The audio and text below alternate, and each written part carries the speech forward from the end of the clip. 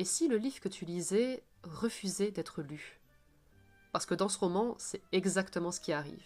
Fiona a 11 ans. Elle vient d'emménager à Lost Lake avec sa famille et elle se sent complètement seule.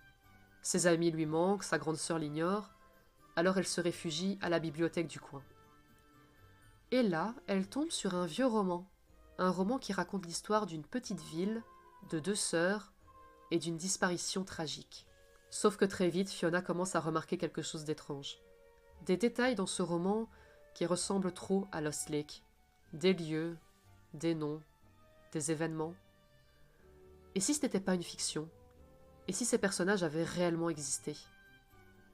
Et puis, le livre commence à disparaître, pour réapparaître ailleurs, comme s'il refusait qu'on le lise jusqu'au bout. Ce roman, je l'ai dévoré. Et ce que j'ai adoré par-dessus tout, c'est son ambiance. Un petit village où tout le monde se connaît et où justement ça met mal à l'aise. Une bibliothèque installée dans une ancienne demeure qui appartient à une famille qui n'a pas fait long feu dans le coin. Des fantômes qui rôdent encore, des événements nocturnes où les personnages se retrouvent seuls, ou pas. Mais ce n'est pas qu'une histoire de fantômes.